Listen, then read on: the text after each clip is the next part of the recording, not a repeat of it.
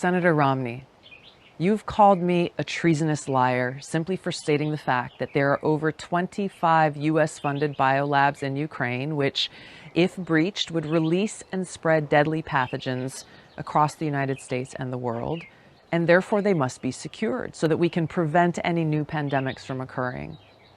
Now, bizarrely, you claim that securing these labs, or even calling for securing these labs, is treasonous and will lead to a loss of life, when the exact opposite is obviously true. The spread of pathogens is what will cause the loss of life, not the prevention of such a spread.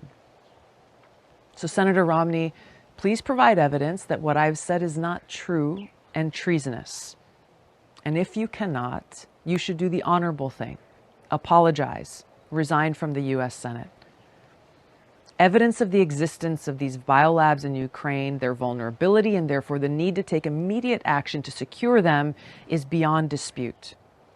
Just the other day, the State Department's Victoria Nuland acknowledged that these labs that contain dangerous pathogens exist in Ukraine in her testimony to the U.S. Senate.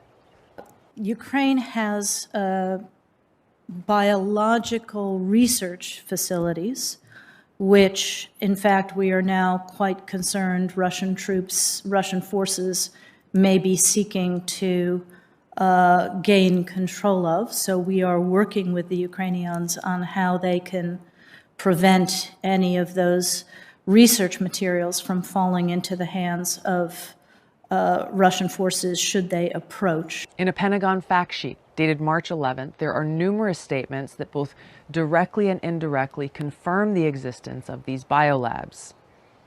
The United States, through BTRP, has invested approximately $200 million in Ukraine since 2005, supporting 46 Ukrainian laboratories, health facilities, and diagnostic sites. On CBS Face the Nation on March 13th, CBS national security correspondent David Martin said that he'd spoken to a Pentagon official just that morning who told him they're concerned about the existence of these biolabs in Ukraine. The concern is that the Russians will seize one of these biomedical research facilities that Ukraine has, where they do research on deadly pathogens like botulism and anthrax, seize one of those facilities, weaponize the pathogen, and then blame it on Ukraine and the U.S. because the U.S.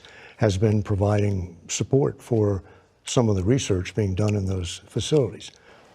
Now, in April of 2020, in refuting Russia's accusations that the U.S. was using biolabs in Ukraine to develop biological weapons, the U.S. Embassy in Ukraine acknowledged that there are U.S.-funded labs in Ukraine working with pathogens for vaccines and other peaceful purposes.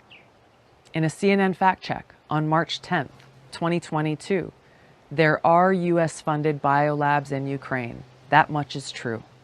Furthermore, according to the DoD, there are 2 biolabs in Ukraine that have been under Russian control for quite some time.